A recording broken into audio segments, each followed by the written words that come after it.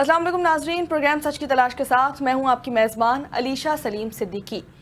आज 9 मई के सानहे को पूरे 3 साल मुकम्मल हो चुके हैं, मगर वो दिन आज भी पाकिस्तान की सियासी तारीख से सबसे हंगामा खेज और मुतनाज़ा तरीन दिनों में शुमार किया जाता है। 9 मई 2023 को साबिक वज़ीर आज़म की गिरफ्तारी के बाद मुल्क भर में एहतजाज की ऐसी लहर उठी जिसने पूरे निज़ाम को हिला कर रख दिया। मुख्तलिफ शहरों में सरकारी और अस्करी तंसीबात पर हमले किए गए, जलाओ घिराव के वाक़यात सामने आए और कई अहम इमारतों को नुकसान पहुंचाया गया। इस सानहे के बाद हजारों अफराद गिरफ्तार किए गए, सैकड़ों मुकदमात कायम किए गए, जबकि सियासी माहौल को मुकम्मल तौर पर तब्दील कर दिया गया। तहरीक इंसाफ की क़यादत, कारकुनान और हिमायतों के खिलाफ बड़े पैमाने पर क्रैकडाउन किया गया। कई रहनुमाओं ने पार्टी छोड़ दी और मुल्क की सियासत एक नए दौर में दाखिल हो गई। गुज़िश्ता 3 सालों में 9 मई के वाक़यात पर तहकीकात, अदालतों में मुकदमात, सजाएं और सियासी बयानात मुसलसल खबरों का हिस्सा बनते रहे। हुकूमत इसे रियासत पर हमला करार देती है, जबकि तहरीक इंसाफ इसे एक मुनज़्ज़म सियासी कार्रवाई और फॉल्स फ्लैग का नतीजा करार देती है। आज सवाल ये है कि क्या 9 मई पाकिस्तान की सियासत का टर्निंग पॉइंट साबित हुआ? क्या इन वाक़यात के असल जिम्मेदारों का तयन हो सका? और क्या मुल्क की सियासत एक बार फिर मुफाहमत की तरफ बढ़ेगी और कशीदगी मजीद भी बढ़ सकती है? आज के प्रोग्राम में हम इस तमाम तर सूरत हाल का जायजा लेंगे। इसी पर बात करने के लिए हमारे साथ मौजूद है रहनुमा मुस्लिम लीग नून बाजवा साहब और रहनुमा PTI सरदार सदाकत हयात साहब। सबसे पहले रुख करूंगी रहनुमा PMLN आसिफ बाजवा साहब का। सर, आपने मेरा इंट्रो तो सुना, क्या लगता है जिम्मेदारों का तयन हो चुका है? अभी भी काफ़ी मुकदमा ज़ेर इल्तिवा हैं, जिनमें एक केस की अगर मैं बात करूं तो वो GHQ हमला केस है। क्यों अभी तक ये सॉल्व नहीं हो पाया है? आसिफ बाजवा साहब, आपको मेरी आवाज़ आ रही है? सर, शायद आपका माइक बंद है, काइंडली आप अपना माइक ऑन कर लीजिएगा।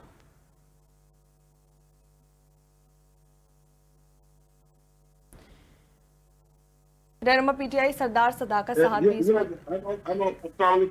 जी जी वालेकुम सलाम। सर, आसिफ बाजवा साहब, मैंने आपसे सवाल किया कि 9 मई के जो वाक़यात थे असल जिम्मेदारों का तयन हो सका है, और एक केस है GHQ केस जो कि अभी तक सॉल्व नहीं हुआ है, क्या वजूहत है इसकी? बहुत शुक्रिया आपका। इसमें आपने जो इंट्रो दिया बड़ा शानदार और बड़ा आपने बड़ी मेहनत से उसको तैयार किया और पूरा उस पर वर्कआउट किया। आपने बड़ी तरतीब के साथ उसको पेश किया। तो मैं ये समझता हूँ कि जो बात आपने की कि क्या आज तक 9 मई के लोगों का, के मुल्ज़मान का या मुजरिमान का तयन किया जा सका कि नहीं? It has been very much clear sir कि दुनिया में जब आपने देखा, मैंने देखा, सारी दुनिया ने टेलीविजन के ऊपर लाइव देखा, और जो जो 9 मई के लोगों ने किया और जिन जिन लोगों ने जो जो प्लानिंग की, हर चीज वाज़ेह थी, हर चीज रिकॉर्ड पे है, और मैंने और आपने लाइव देखा 9 मई को 2 बजे के बाद। तो मैं ये समझता हूं कि अब आते हैं कि क्या अगर JHQ का केस जो है अभी तक पेंडिंग है, तो what is the reason behind? तो मैं बड़े अदब से और बड़ा रिस्पेक्टफुली आपसे ये अर्ज करूंगा कि इसमें हमारी जो अदलिया है उसका भी एक किरदार है। अगर पूरी दुनिया में 130 ममालिक में पाकिस्तान जैसा अदालती निजाम राज है, तो बदनसीबी ये है कि पाकिस्तान वहां पे स्टैंड करता है 127वें नंबर पे। और इसके साथ मैं बड़े बड़े रिस्पेक्टफुली फिर ये अर्ज करूंगा कि पूरी दुनिया में बेशमूल जदीद दुनिया, अमेरिका, USA, UK, यूरोप और ऑस्ट्रेलिया और दीगर जो भी डेमोक्रेटिक सिस्टम वाले ममालिक हैं, वहां पर जो जो बेनिफिट्स, जो फैसिलिटेशंस, जो सैलरीज, जो बेनिफिट्स अदलिया को दिए जाते हैं, पाकिस्तान में उससे ज्यादा दिए जाते हैं। लेकिन बदनसीबी है हमारी कि अदलिया हमारे मुल्क की, हमारे अपने ही मामले में देखें, अगर आप ये समझते हैं कि अगर 3 साल हो गए तो क्यों नहीं आज तक वहां पर आवाज आ रही है आपको मेरी? जी जी बिल्कुल आ रही है सर, कंटिन्यू करें। जी, तो गुजारिश ये है कि हर किस्म की एविडेंस प्रोवाइड कर दी गई है, और पाकिस्तान में जिस किस्म के वकला की जरूरत थी मानी PTI को या दीगर मुल्ज़मान को, उन सब को उनको वो बेनिफिट्स दिए गए कि आप ये जो भी आप अपनी लीगल टीम है आप उसको हायर कर सकते हैं और उनको हर जगह हर टाइम तमाम किस्म के डॉक्यूमेंट्स, तमाम किस्म की एविडेंस जो मुलजम के खिलाफ थी उसकी नकुलात उनको दी गई और बाकायदा से जिरा का हक भी दिया गया। लेकिन ये फिर उंगलियां उठ रही हैं पाकिस्तान के अदालती निजाम के ऊपर, जिसमें जो लोग ये कहते हैं कि जी ये आज देखिए दो किस्म के लोग हैं, एक बेनिफिशरी है और जिनके खिलाफ फैसला होता है वो हमेशा देखिए, अगर किसी केस में सिविल कोर्ट एक अदालत जो है वो किसी एक पार्टी के खिलाफ फैसला करती है तो दूसरी पार्टी एजिटेट करते हुए अपना हक इस्तेमाल करते हुए सेशन कोर्ट में जाती है। अगर सेशन कोर्ट से कोई फैसला होता है तो जिसके फेवर में होता है उसके अगेंस्ट जिसके खिलाफ होता है तो वो अपना कानूनी हक इस्तेमाल करते हुए हाई कोर्ट में जाते हैं, हाई कोर्ट के बाद फिर सुप्रीम कोर्ट में जाते हैं। लेकिन जब भी कभी फैसले की बात आती है तो अल्टीमेटली एक फ्री के खिलाफ होना है, एक फ्री के हक में होना है। जिसके हक में होगा वो कहेगा क्या बात है, जिसके खिलाफ होगा वो कहेंगे बिल्कुल ऐसी है। सर आप सही कह रहे हैं। मैं जरा सरदार सदाकत साहब का भी मौक़िफ़ जान लूं। सर आप लोग का स्टिल अभी तक वही बयान है कि फॉल्स फ्लैग ऑपरेशन किया गया, क्या सीखा 3 साल में पीटीआई ने अभी तक? जी बिस्मिल्लाहिर्रहमानिर्रहीम, बहुत शुक्रिया आपका। बिल्कुल हमारा अपना वही स्टैंड है और जहाँ तक मेरे भाई ने बात की कि खान साहब, इमरान खान साहब को हर तरह की फैसिलिटीज दी गई, बिल्कुल तो अक्टूबर के बाद मुलाकातें बंद हैं, उनको मेडिकल चेकअप के लिए फैसिलिटीज नहीं है। 3 साल में साबित इन्होंने करना था, ये पाकिस्तान तहरीक इंसाफ ने साबित नहीं करना था। 3 साल में इन्होंने साबित क्या किया? 3 साल में वही कहानियां सुन रहे हैं कि फलां हो गया, फलां हो गया, फलां हो गया। एक सनम जावेद एक ही वक्त में 3-4 मुख्तलिफ शहरों में वो ऑपरेशन कर रही है। देखें ये सोशल मीडिया का दौर है, ये 2026 है, ये आज तक वही 90s की सियासत कर रहे हैं। इन्होंने वो ड्रामे जो इससे पहले करते थे वही कर रहे हैं। बाकी अभी तक इन्होंने खान साहब के खिलाफ साबित कुछ नहीं किया। वही कहानियां, 9 मई को ये हो गया, 9 मई को वो हो गया, 9 मई को पता नहीं कौन सी। लेकिन आसिफ बाजवा साहब का तो ये कहना है ना कि हम तो प्रूफ के साथ बात करें, हमारे पास तो प्रूफ मौजूद है, सारी फुटेजेस मौजूद हैं, सब कुछ पीटीआई के कारकुनान ने किया। प्रूफ मुझे और आपको देने हैं, प्रूफ अदालतों में देने हैं ना। अदालतों में देते क्यों नहीं? आज तक क्यों नहीं इन्होंने प्रूफ जमा कराए? क्यों नहीं अदालतों ने आज तक फैसले किए? ये अदालतों की बात करते हैं तो वो अदालतें भी तो थी जहां ये कॉल करके तो फैसले कराते थे कि ये बड़े मियां साहब ये कह रहे हैं जी, आप ये कर दें, बाकी हम सारा कर लेंगे। सरदार साहब 70% तो फैसले हो चुके हैं ना, सिर्फ जीएचक्यू पे केस रह गए। कौन से फैसले हुए हैं? किसके? अगर कोई केस सारे फैसले हो गए ना। अगर कोई केस होता तो 180 केस बनाने की जरूरत ना पड़ती, आइन में तब्दीली करने की जरूरत ना पड़ती। अच्छा। ये तभी होता है, आइन में तब्दीली तब होती है जब आपके पास कोई प्रूफ नहीं होता। इधर से उठा के उधर, उधर से उठा के उधर, एक ही कहानी मैं सुन रहा हूँ। वो खाना काबा वाली घड़ी बेच दी आपने, सब कुछ बेच दिया, गाड़ियां तक ले ली। खाना काबा की घड़ी का इनको इतना अफसोस हो गया है कि सारी दुनिया इन्होंने उसी पे लगा दी। खुदा का खौफ करें, रहम करें इस रियासत पाकिस्तान पे। ये अल्लाह का एक तोहफा था, इसको हमने तबाह बर्बाद कर दिया। ये एक खान को झूठा साबित करने के लिए इस रियासत को इन्होंने वहां तक पहुंचा दिया कि इस रियासत को इस बावत से निकलने में मजीद 15 साल और लगेंगे। ये सारी कहानियां हम सुनते आ रहे हैं। मैं पैदा हुआ था तो सुना था कि बेनजीर गद्दार है। मियां साहब इस रियासत के सिर्फ वफादार हैं। भुट्टो की, जहां भुट्टो को फांसी हुई थी उसको वो इबरत का मुकाम बनाना चाहते थे, आज उन्हीं के साथ बैठ के गवर्नमेंट कर रहे हैं। ये चूंकि खुद हमेशा डीलें करते रहे हैं, डीलर हैं, तो इसलिए ये एक कहानियां सुना रहे हैं इसको। हमको अब ये कहानियों को हम सुनने के लिए तैयार नहीं है। इन्होंने प्रूफ अदालतों में देने, टॉक शोज में आपको या मुझे नहीं देने। सही। जो सजाएं हुई है वो लोअर कोर्ट में हुई है, अपर कोर्ट में सारी उड़ गई। सही। कोई ये खान साहब के केसों की तारीखें लगती नहीं है, जाते हैं वो। मैं मजबूरन ये कहने पे मजबूर हूं कि अदलिया को लिखे हुए फैसले आते हैं वो उन्होंने पढ़ के सुनाने। 24 का इलेक्शन आप देख लें, वो क्या है, पूरी दुनिया हम पे हंस रही है कि इन्होंने इलेक्शन क्या कराया है। ये सारी कहानियां अब इस सिस्टम से इनको निकलना होगा। अभी 24 में जरदारी चोर था, वापस इलेक्शन के बाद वही चोर प्रेसिडेंट था। जरदारी का पेट फाड़ के माल निकालना था, किससे निकालना था? वो अब जरदारी पार्टनर हो गया, वो जमहूरी पार्टी हो गई, पाकिस्तान तहरीक इंसाफ। मैं आपको खुदा की कसम खा के कहता हूं, 3 दिन पहले इस्लामाबाद से कश्मीर आ रहा था तो मेरी गाड़ी में पीटीआई का झंडा था। सही। मुझे 3 घंटे पुलिस वालों ने बैठाए रखा, और उस पुलिस वाले का नाम जो नेम प्लेट सर मैं लगी हुई इस थी पे शकील भी मैं था, आपसे उसने पूछती कहा, हूँ, अभी रिसेंटली 190 मिलियन पाउंड्स के जो केस मुझे की एक सेकंड है, जी मुझे जी एक सेकंड है। वो पुलिस वाला मुझे ये कहता है कि हमें फौज और पंजाब हुकूमत ने ये कहा है कि पीटीआई वाला जहां मिले उसको मार दें। हम्म अब मुझे ये बताएं कि ये हक और सच पे हो तो इस तरह झंडे पे आप किसी को मारने का हुक्म दें? अच्छा ये कहानी अब नहीं चलती। सरदार साहब मैं आपसे ये भी जानना चाह रही हूँ ना, अभी रिसेंटली जो 190 पाउंड की जो केस की समाअत थी उसमें तो आपके वकील पेश नहीं हुए ना?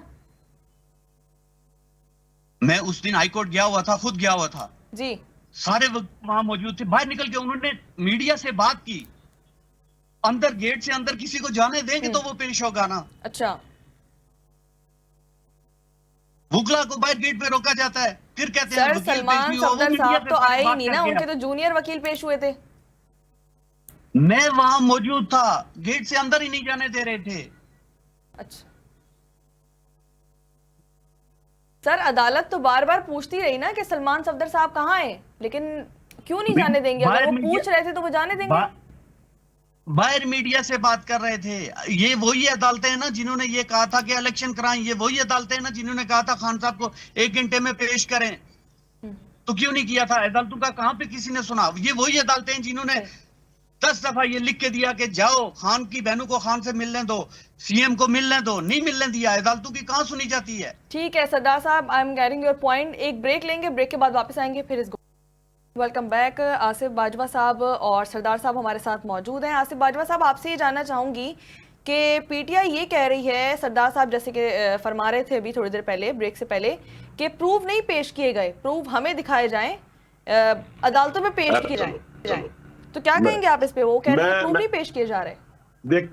देखिए मैं ये समझता हूँ, बीइंग पॉलिटिकल वर्कर, मेरी राय ये है कि अगर मैं हूं या आप हों, हमें इस बात का इदराक होना चाहिए कि हम किसी कमरे में बैठ के गुफ्तगू नहीं फरमा रहे।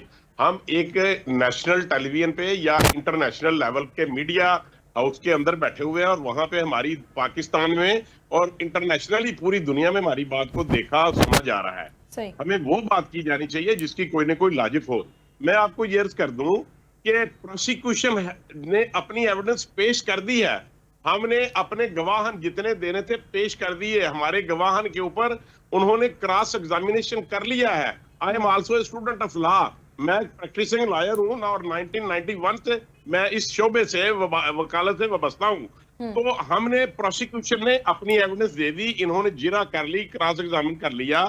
अब ये डेट ले रहे हैं कि हमने अपनी डिफेंस एविडेंस पेश करनी है, हमने अपना हक दिफा इस्तेमाल करना है।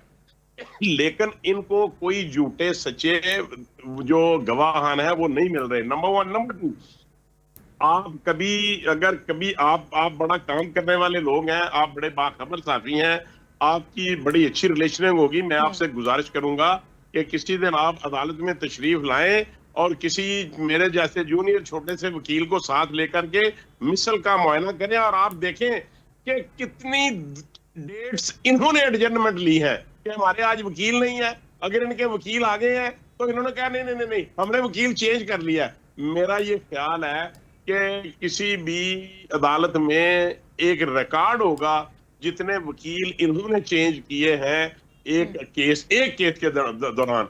तो मेरी हम्बल सबमिशन ये है कि मेरे भाई, आपको पता होना चाहिए कि अदालत में क्या हो रहा है, अदालत में केस किस स्टेज पे है। इनका केस डिफेंस एविडेंस के ऊपर है और एडजर्नमेंट्स ये सीख करते हैं, ये इसको प्रोलॉन्ग कर रहे हैं। हमने अपना फर्ज पूरा कर दिया हुआ है, हमारे ऊपर हमने जो बर्डन ऑफ प्रूफ था हमने उसको साबित कर दिया है। अब ये हमें उसके डिफेंस दें, लेकिन ये ना डिफेंस देते हैं ना अपने वकाला को पेश करते हैं। और अगर कभी अदालत कोई थोड़ा सा इनके ऊपर तलख बात करें तो फिर ये किसी नए वकील का वकालतनामा दे के एडजर्नमेंट ले लेते हैं। वो वकील साहब कहते हैं कि जज साहब मैं तो आज ही गया जो, मुझे टाइम दे दें। तो मैं अर्ज करूंगा कि अगर ये चाहते हैं कि फैसला हो तो जो भी फैसला अदालत ने करना है, इनको चाहिए कि इसको आप कंक्लूड करें। केस तो राइप अप हो चुका है, ये मेहरबानी फरमाएं अपने वकला को पेश करें, अपना डिफेंस एविडेंस दें, तो अदालतें जो फैसला करेंगी उसके बाद फिर देखा जाएगा, अपीलेट कोर्ट में जाएंगे। बाजवा साहब, जनरल फैज हमीद का भी केस इस वक्त ट्रायल किया जा रहा है, उनका भी फैसला एक्सपेक्टेड है, क्या कहेंगे आप इस पर? नहीं, मैं उसमें ये अर्ज करूंगा कि वो केस जो है वो किसी ओपन कोर्ट में नहीं हो रहा, वो मिलिट्री कोर्ट में ट्रायल हो रहा है। उसके मतलब I don't know anything about that case.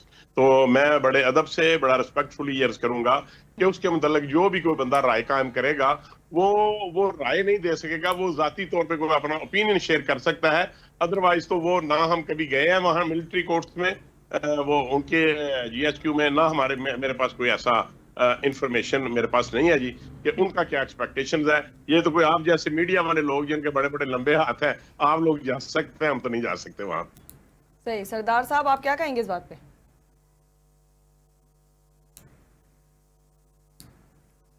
सरदार साहब, आपको मेरी आवाज आ रही है? सरदार साहब, आपका माइक बंद है, काइंडली माइक को ऑन कर लीजिएगा।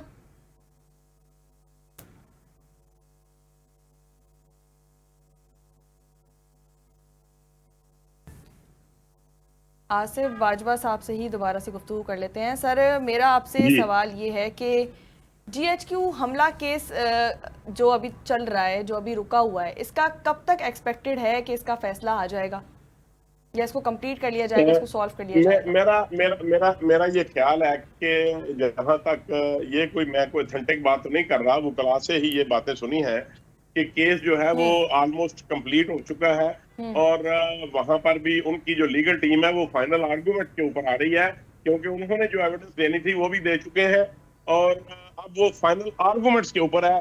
शायद पता नहीं, मेरे इल्म में दुरुस्त बात नहीं है कि वहां पे डेट जो है वो हफ्तावार डेट नहीं है, या फोर्टनाइटली है, या महीने में एक तारीख है। वहां पर भी बहुत कम कोर्ट्स हैं, मिलिट्री कोर्ट जो है, और उनके ऊपर भी काम का बर्डन ज्यादा है। ये अदालतों का काम है कि वो केस को जल्दी फैसला करते हैं, या डिलेइंग टैक्टिक्स इस्तेमाल किया जाता है किसी प्रोसिक्यूशन की तरफ से या डिफेंस की तरफ से। तो मेरा ख्याल है कि उनका केस जो है वो राइप हो चुका है, और मेरा ये ख्याल है कि वो बहुत जल्द, शायद ये जून जुलाई में उसका शायद फैसला एक्सपेक्टेड है, मेरे ख्याल में, जो मेरी इंफॉर्मेशन है। ठीक है सरदार साहब, 9 मई से लिंक करता है ये फैज हमीद का केस, क्या लगता है आपको? देखिए, फैज हमीद साहब अगर कहीं इन्वॉल्व हैं, उनको बिल्कुल नहीं चाहिए। हम भी फैज हमीद ना स्पोक्समैन है ना कुछ दूसरा, किसी भी जर्नल का वो सर्विस रिटायर्ड है, इनसे ना पूछा करें, ये आपसे रिक्वेस्ट है, ये डर जाते हैं। दूसरा ये इन्होंने कहा कि केस अदालतों पे बर्डन ज्यादा है, ये सारे फैसले, ये फैसल वावडा या 2-3 लोग और हैं, उनसे पूछ लें कि कब फैसला आएगा, क्योंकि उन्होंने हमेशा 2 दिन पहले खबर दे दी कि कल ये फैसला होगा, और वही फैसले हुए। वो किसी के स्पोक्समैन है तो वो खबर दे देते हैं। एडवोकेट साहब इनसे खबर ले लेंगे कब तक फैसले आने वाले हैं, वो इनको सही गाइड कर लेंगे। सही। बाजवा साहब क्या कहेंगे? वो तो कह रहे हैं इनसे मत पूछा करें, ये डर जाते हैं। मैंने तो बड़ा क्लैरिटी के साथ आपसे मैडम बात की है, मैंने कोई ढकी छुपी बात नहीं की है, और मैं आपसे ये बड़े अदब से ये गुजारिश करूंगा कि शायद ये वो बातें भूल गए हैं जब ये कहते थे, और मैं आपको रिमेम्बर कराना चाहूंगा रिस्पेक्टफुली कि ऑलमोस्ट हमारी जो क़यादत थी, मियां नवाज शरीफ साहब, शहबाज साहब, हमजा साहब, या मरियम नवाज, जो लोग भी, ख्वाजा आसिफ साहब हो, या आसन इकबाल साहब हो, या ख्वाजा साद रफीक हो, ख्वाजा सलमान रफीक हो, कोई भी हो, अब इन सब के फैसले जो थे वो जुमे के दिन आते थे, ऑलमोस्ट जुमे के दिन आते थे। ये रिकॉर्ड की बात है, और हमेशा हमारे खिलाफ आते थे। और उन दिनों भी, मैं किसी ऐसे लोगों का नाम नहीं लेना चाहता, इनकी पार्टी के भी हैं, आजकल पता नहीं वो छोड़ गए या नहीं छोड़ गए, क्योंकि सारी पार्टी तो छोड़ के जा चुकी। तो वो कहते थे कि इस जुमे को फैसला होगा और इतनी सजा होगी।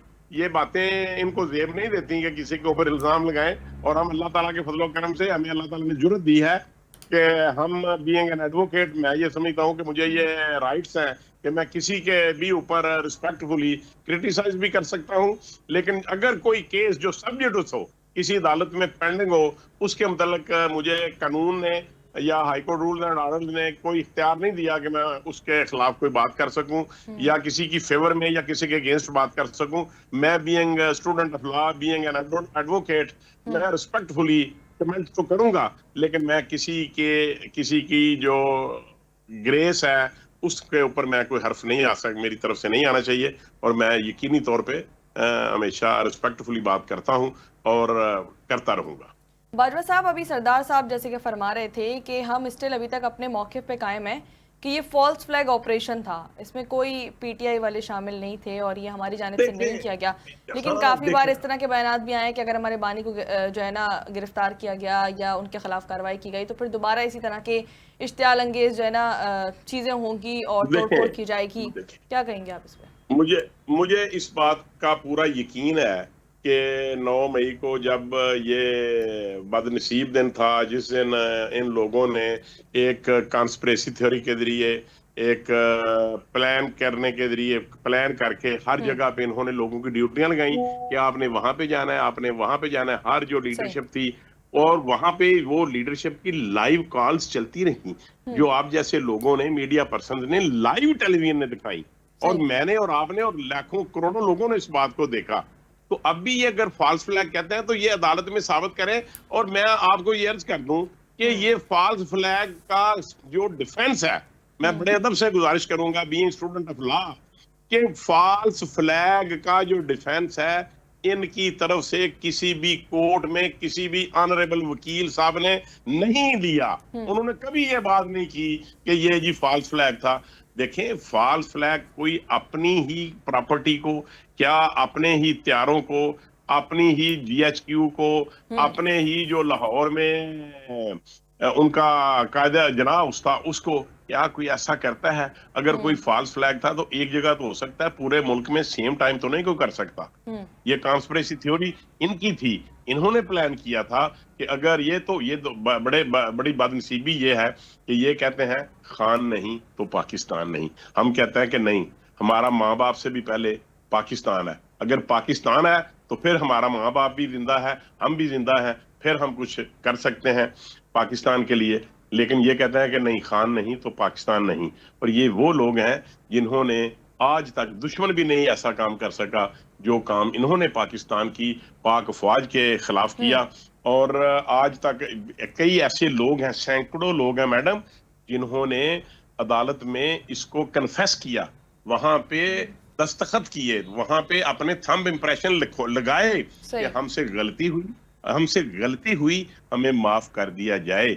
और सैकड़ों लोगों ने वहां से माफियां ली। और इसके अलावा जो फॉल्स फ्लैग की बात है, मैं बड़े यकीन के साथ आपसे अर्ज करना चाहूंगा और जिम्मेदारी के साथ बात कर रहा हूं, किसी भी ट्रायल के दौरान किसी भी लीडर ने ये नहीं कहा कि ये इन्होंने, गवर्नमेंट ने या पाकिस्तान आर्मी ने ये फॉल्स फ्लैग किया था।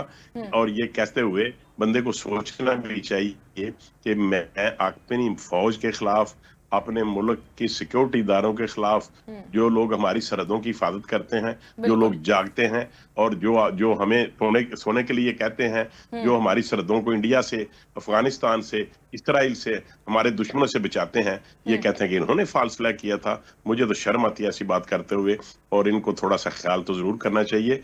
ये देखें, अगर सियासत है, अगर मुल्क है तो सियासत है, ये मुल्क नहीं है तो सियासत नहीं है। अगर आपकी देखें, अगर जिन लोगों की सिक्योरिटी कमजोर है, देखें वेनेजुएला की सिक्योरिटी कमजोर थी, तो आपने देखा कि उन्होंने उनको कान से पकड़ के ले गए और वेनेजुएला के सारे मुल्क के ऊपर कब्जा कर लिया। और उनके जो सारे, और उसके अगेंस्ट अगर आप देखें कि ईरान की सिक्योरिटी अगर मजबूत थी तो आज इसराइल भी और अमेरिका भी घुटने टेकने पर मजबूर है।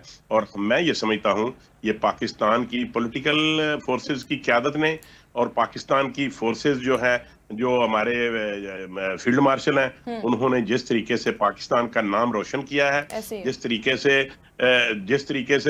तरीके से उन्होंने इस ईरान, इसराइल और अमेरिका जंग के दौरान पाकिस्तान ने एक ऐसा पार्ट प्ले किया है। इंडिया जो हमारे खिलाफ हमेशा ये साजिश करता था कि पाकिस्तान एक दहशतगर्द मुल्क है, आज पूरी दुनिया ये समझती है कि पाकिस्तान वो मुल्क है जो अमन का दाई है और अमन के लिए आज वैसे भी मार्का हक को पूरा 1 साल मुकम्मल हो चुका है। सरदार साहब, जैसे कि अभी बाजवा साहब का कहना है कि जो सरहदों की हिफाजत करते हैं वो उसको नुकसान कैसे पहुंचा सकते हैं, जैसे कि पीटीआई का मौक़िफ़ है कि बानी नहीं तो पाकिस्तान नहीं, तो आपको लगता है कि ये मौक़िफ़ आपका सही है? कुछ अर्सा पहले गुजरांवाला में एक जलसा हुआ था, आपको याद होगा, मोहतरमा मरियम नवाज साहिबा वहां स्टेज पे खड़े होकर तकरीर कर रही थी और नीचे नारे लग रहे थे, ये जो दहशत गर्दी है इसके पीछे वर्दी है। उस टाइम भी यही पाक फौज थी सही। ये इसी रियासत पाकिस्तान की फौज थी। ये इस मुंबई हमलों के बाद जब मियां साहब ने कहा कि हमारी फौज ने छुरे घोंपे, तो तब भी यही पाकिस्तान था, यही रियासत थी, यही फौज थी। हम तब भी कहते थे ये आप गलत कर रहे हैं, तब तो इनको ये ठीक लग रहा था। यही पाक फौज थी, जब बालाकोट अटैक हुआ तो यही अयाज सादक साहब थे और ख्वाजा आसफ साहब थे कि आज तक सारी जंगें आ रहे हैं, इनकी टांगें कांप रही थी, यही फौज थी।